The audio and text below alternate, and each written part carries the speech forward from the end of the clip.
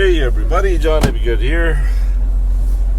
This is one of those Houston, we've got a problem.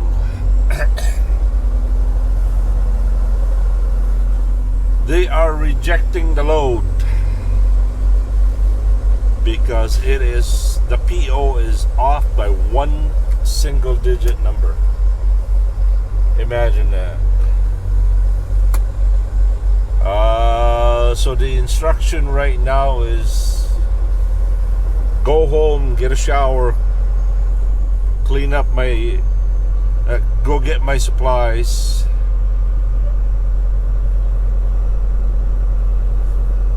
get laundry, and then wait for further instruction to what they're gonna do with this load.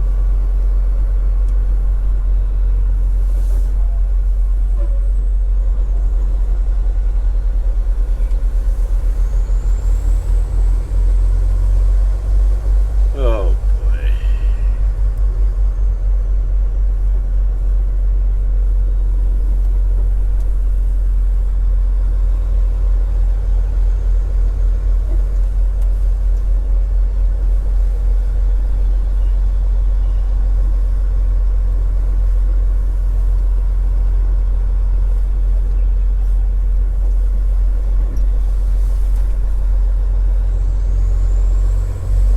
So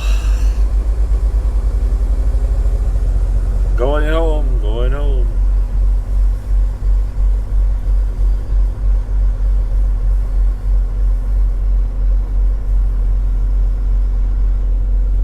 This is crazy.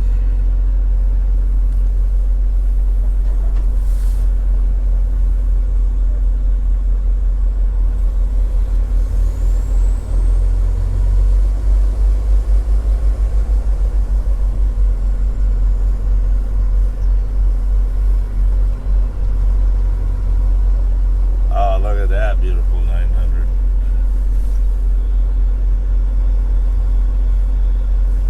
I don't know if that was a 900, but certainly was a beautiful KW.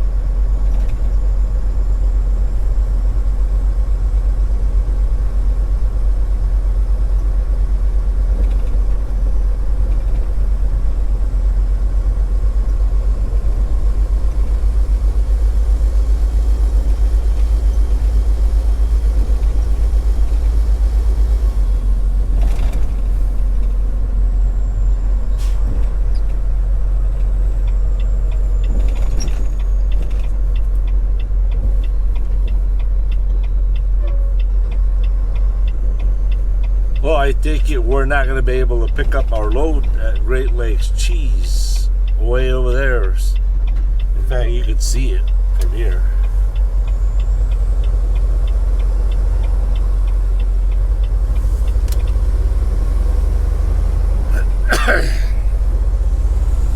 Plymouth population 8715.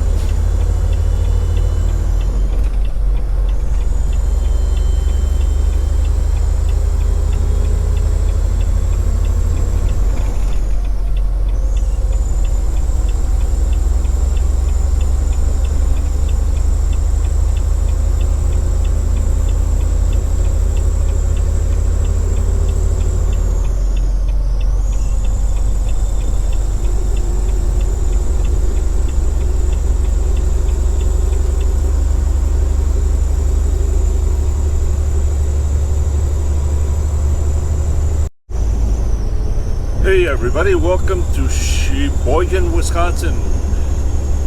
Boy, I almost forgot where I lived.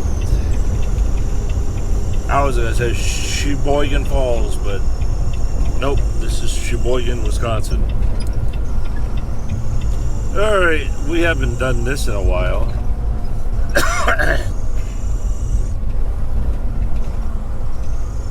Going to Hardee's.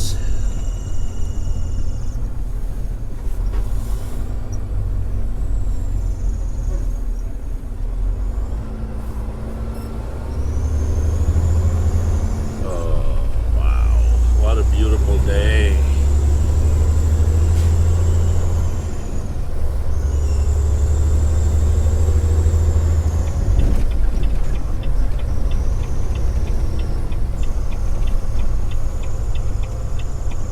Stay flashing yellow.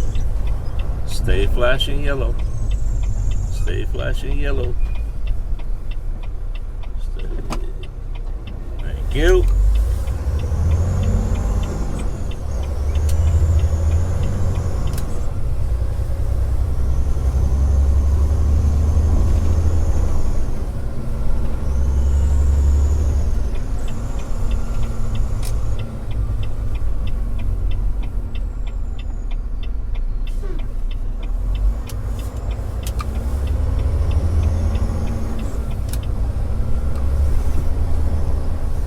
So the girls are on their way to pick me up.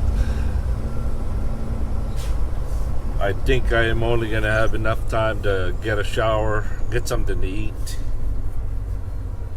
and then get some fresh laundry and go.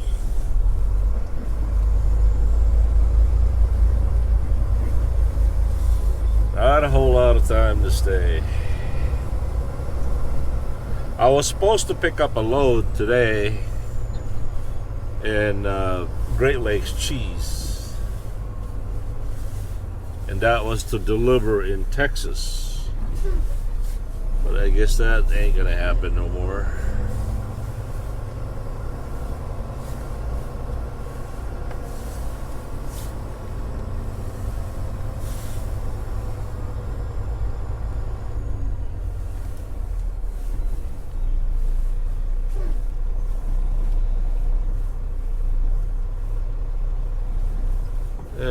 Branches.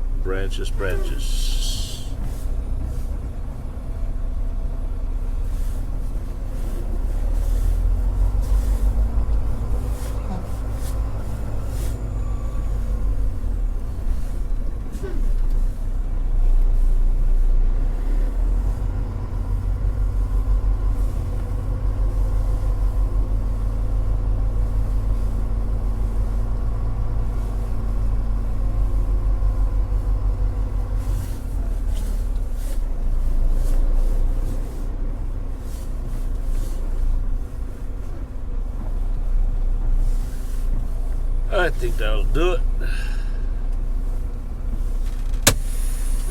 Alright, we'll catch you guys later. Thanks for watching, everybody. Peace.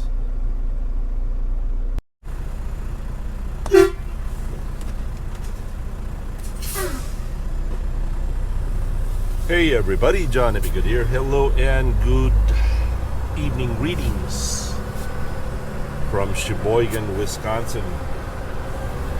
Alright, the latest development on this load. Just a little bit of a recap, just so that we're all on the same page. Let's get on the highway here. I'll be right back and just concentrate where I'm going here.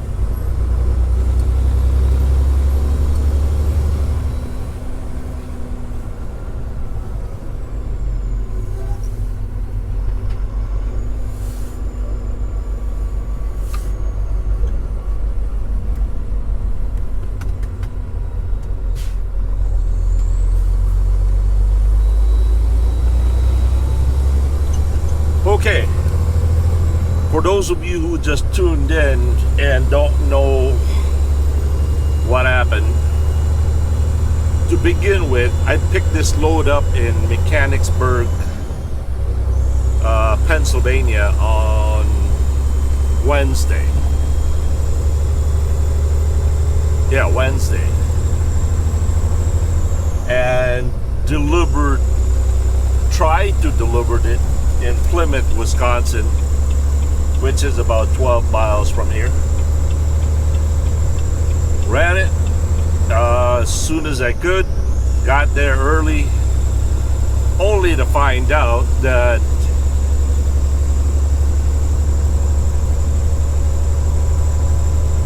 they shipped the wrong load. Alright, just a little bit of a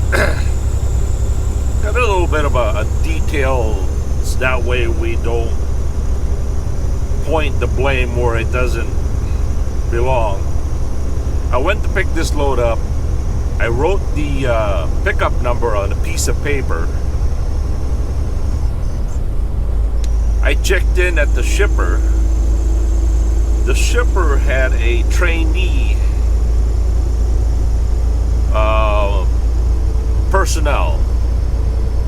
Clearly, you could tell that she was in training. In fact, somebody was right next to her teaching her what to do. So I checked in. I gave her a piece of paper where my PO or pickup number was written. Looked it up. She took the piece of paper with my PO number. She looked it up and she found the load. She took my phone number and instructed me to wait out in the parking lot for a phone call.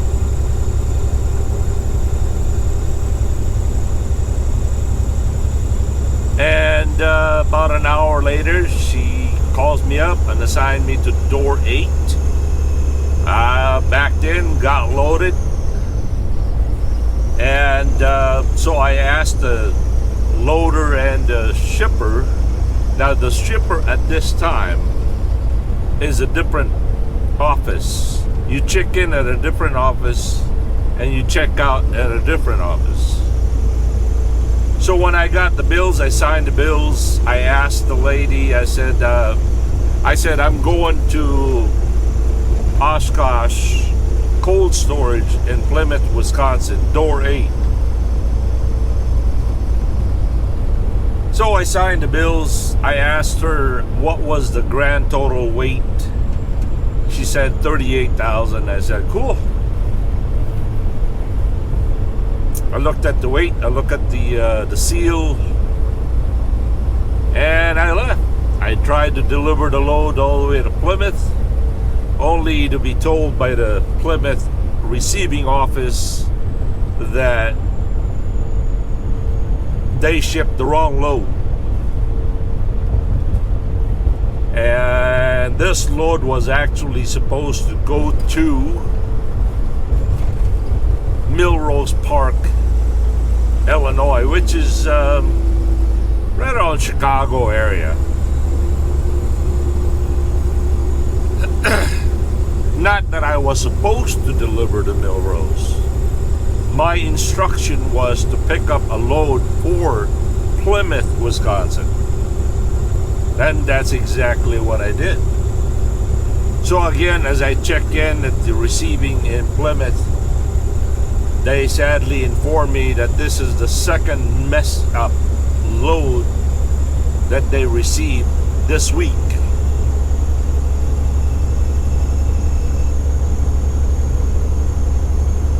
And so I talked to the boss. I told the boss what's going on. He says, yeah, this is the second load that's happened. So the boss calls the shipper or the broker. They all get their heads together. And get this. When my boss calls the broker and the broker calls the shipper refuses to take it back. And their exact words were, "We don't know what you did with the load." And I said, "The seal is still intact. You guys sealed it. The seal is still intact. Nobody messed with the load." And it dawned on me that I did took a... Okay, so backtrack a little bit. I forgot to tell you a minor detail which plays a very important role on this load.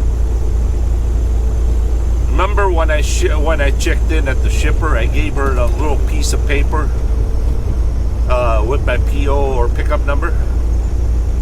When she looked it up and she told me to go to the parking lot and wait for a phone call, she did not give me the piece of paper. And so I insisted. I said, I had that piece of paper back, because that's where I also written down the delivery PO. Not that I wanted a piece of paper. Not that I had any inclination to what was going on.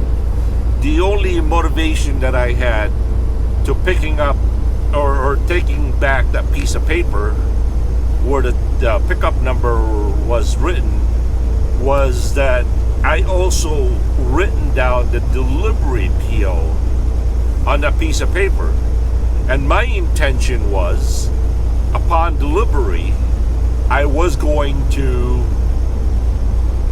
show that piece of paper to the receiving office in Plymouth and say, "Here's the bill of lading and here's the delivery PO." That was the whole intention in my part.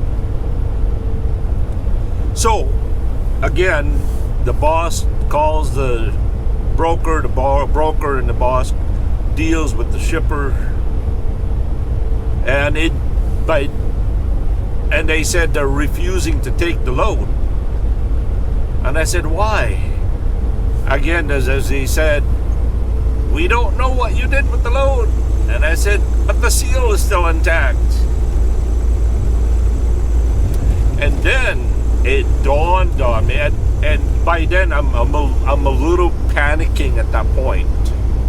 So I've got that piece of paper in my pocket, and I made sure that I double checked what I have written down on that piece of paper and to what the boss's message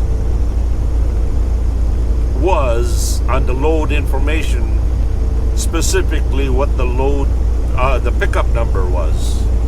And I read it, reread it, and it's a perfect match. And so I took a picture of that piece of paper and sent it to the boss. I said, here's the piece of paper that I used to check in over there in Mechanicsburg, Pennsylvania. And I guess he took that and showed it to the broker showed it to the shipper, and so it took them about, 5-6 hours to get it all kind of settled. So finally, the final verdict for this load is I am taking it to Hancock, Maryland. Yeah, this is kind of a wacky idea. I'm taking it to Hancock, Maryland to have the load inspected before taking it back to the shipper in Mechanicsburg. I don't know why that is. I don't know. But that's the latest. So now I am on my way to deliver this load back to the shipper, but I had to stop in Hancock, Maryland, which is right there on the way. It's right there on 68 and 70 in Maryland. And so they're gonna get it inspected by tomorrow night at midnight sometimes.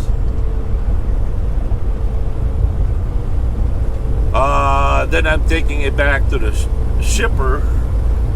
Hopefully, God willing, it will be all just fine and dandy. Everything should be okay. I checked and rechecked the seal, make sure nobody messed with it. So that's the plan.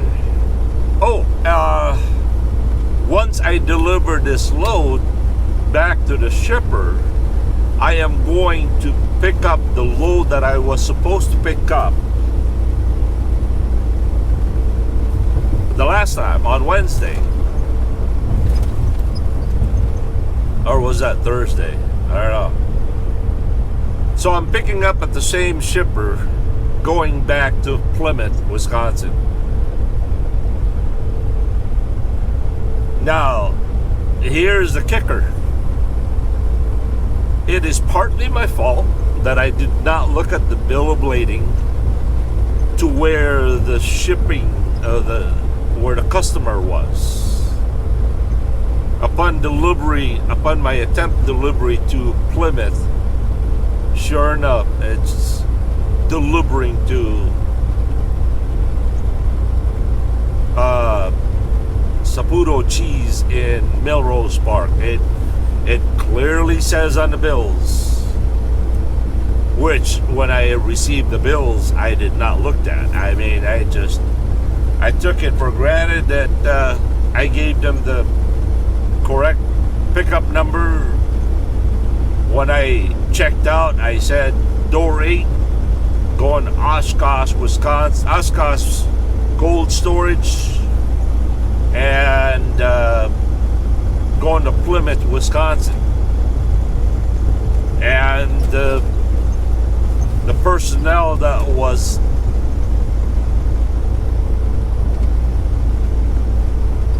in charge of giving me the bills gave me the bills, even though I specifically said where I was trying to go. So the blame is not just a one party fault. They had a lot of part of it, and a lot of it is also my fault. And I got careless. So needless to say that everybody lost on this load. Everybody lost. The boss lost on the revenue on this load. In fact, he lost the time and fuel and wear and tear of this whole deal. And of course, driving back and forth to Plymouth, or from Pennsylvania to Plymouth, Plymouth back to Pennsylvania, I'm driving this for free.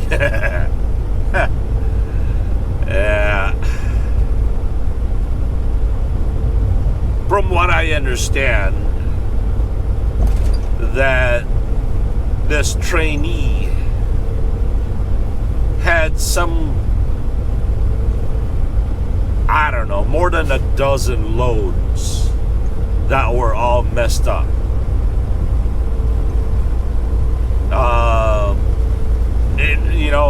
It's incredible that it was just missed by one digit. It missed by one digit, and it gave you a whole entire different load. So I guess the trainee is kind of like me, I guess.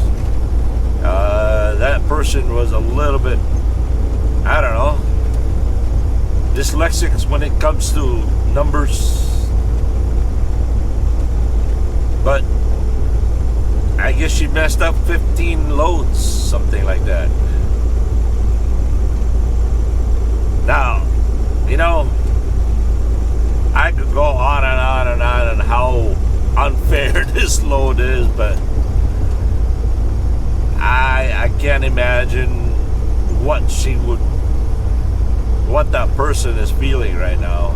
I don't know if she lost her job or,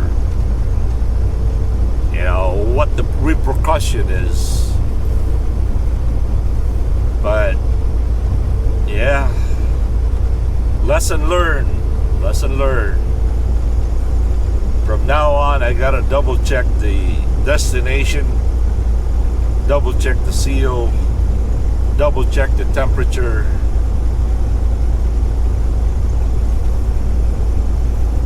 And so that's about it. That's what's going on right now.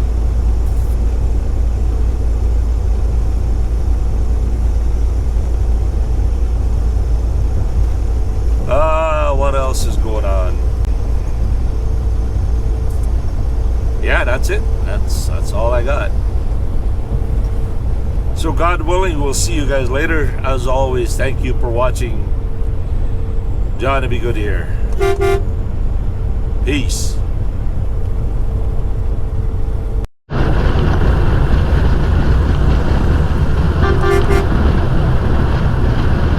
Hey everybody, John, to be good here. Hello and good evening. Greetings from Milwaukee, Wisconsin. Alright, we are down to 768 miles to Hancock, Maryland, by way of Indianapolis, Indiana, all the way to Wheeling, West Virginia, to Newstaton, Pennsylvania, and I have been instructed to take the turnpike all the way to Hancock, well, Breezewood actually. I don't know why, but I was told not to take Highway 68.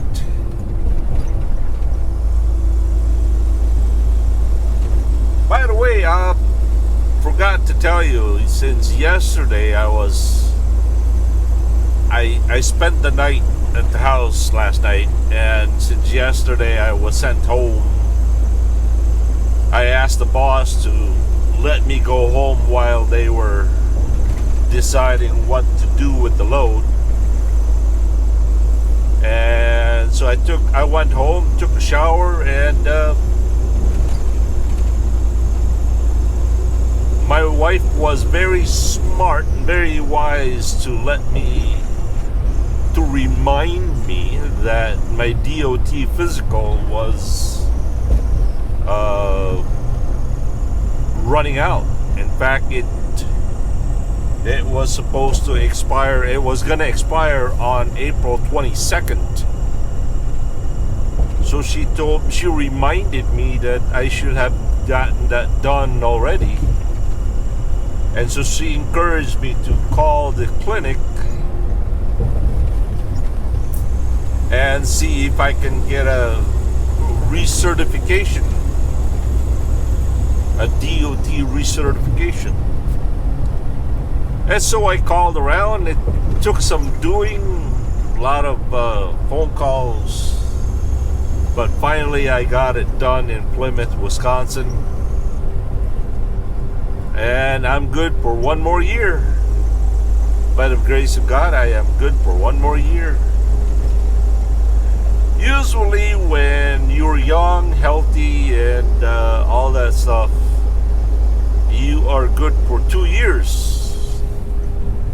But if you have some health issues like cholesterol or blood pressure, then they give you only 1 year. And it cost me $100. 100 smackaroos to get recertified. Of course, that's all tax deductible. But, yep. Good for one more year, and that's... At least I don't have to worry about that anymore. And also, when I got it done, I went directly to the DMV, hand in the copy of my new medical certificate, and they entered that into the computer, and that's it. So whenever I get stopped somewhere, either a scale or a DOT or a state trooper, they should not have to ask me for a medical card like the old days. They could see that online, whether your medical card is current or not. In the old days, you had to carry your medical card. You know, one thing that I never understood, back then you had to carry an off-duty card. I don't know what that was. Can anybody explain what that off-duty card was? You had to carry that in your wallet so you can show you're off-duty or you're authorized. But that they did away with that anymore. You know, they don't do that anymore. I don't know what the difference is. Why the change, and again, what that was for. I never understood that. So many changes in trucking. Oh, yeah, also, I finally had a chance to stop at diesel truck driving school during business hours. As many of you know, diesel truck driving school in Sun Prairie, Wisconsin is where I was trained for commercial trucking. And so I went in there last week, a week and a half, and I tried to get a copy of my diploma. And of course, they did not have that on computer.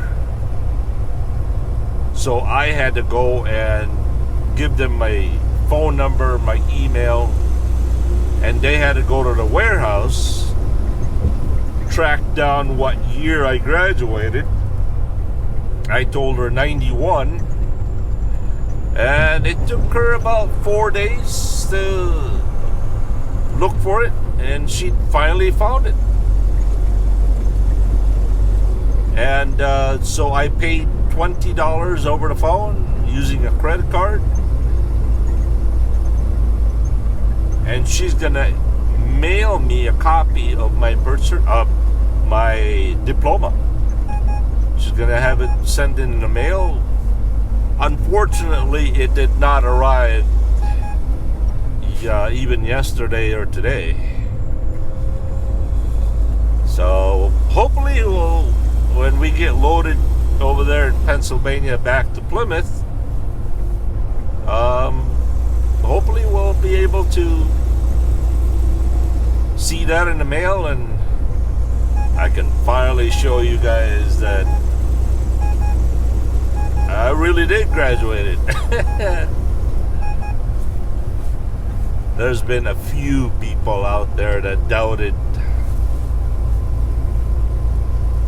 my authenticity of went to truck driving school. But I did. Really did.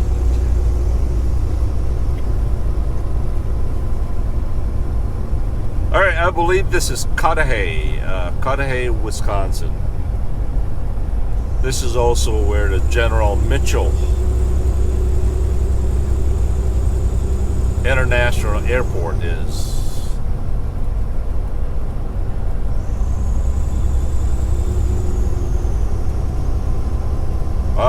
What else is going on?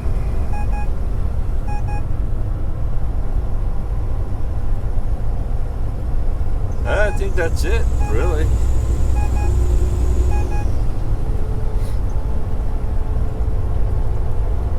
Aldi.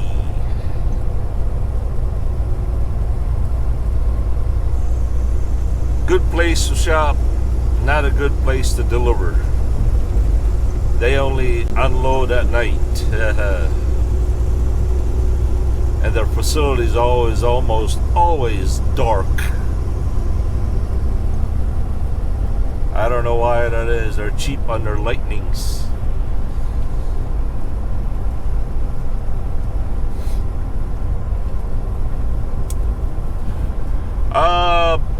Yesterday I went home. I did not even, I don't know. It's so different now coming home. Something is missing at the house, you know? It just,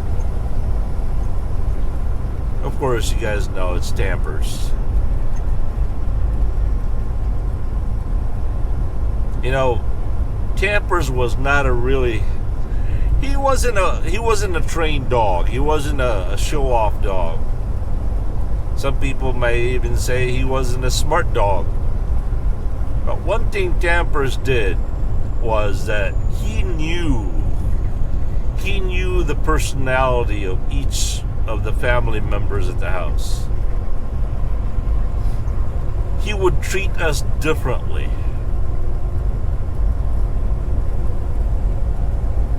And one of the things that me and Tampers did was, you know, when I'm home, he used to go and sleep in the foot of the bed. Normally, if I'm not in the house, he'll sleep with Jackie. If I'm in the house, he'll sleep on my bed. I usually get up about, you know, once or twice at night to go to the bathroom, drink water. And when I would wake up, he would normally get down off the bed. He would run to the backyard, back door.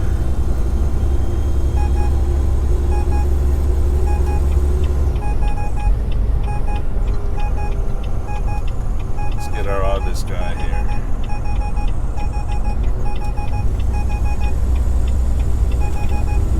Dude, it's 70 miles per hour here, dude.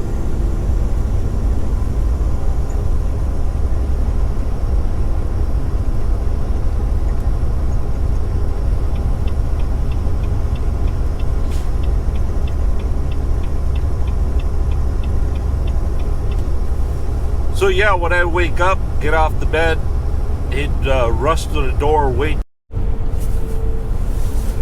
I don't know why this GoPro just keeps, I don't know, for some reason it just stops recording.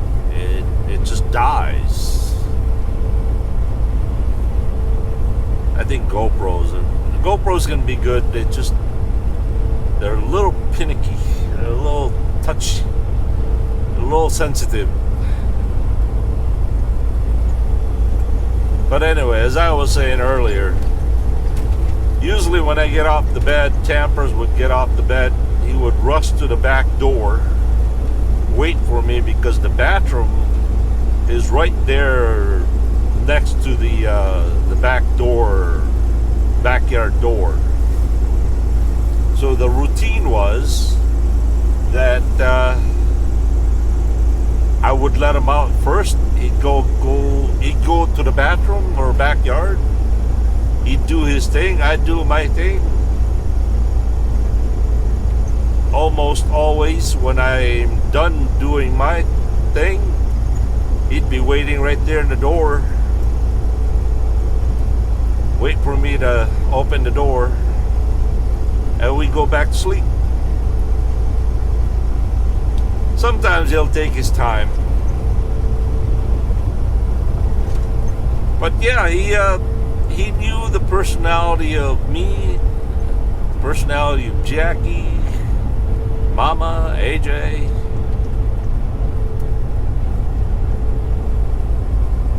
From my perspective, it's so different from coming home without him. From the girls' perspective, the house is eerie quiet. You know, no more barking. They don't hear the barking all day.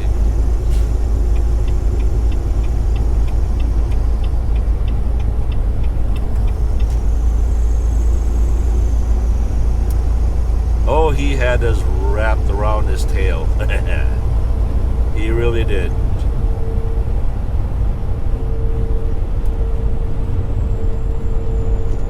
Alright, that's all I have for you guys at the moment. As always, thank you for watching.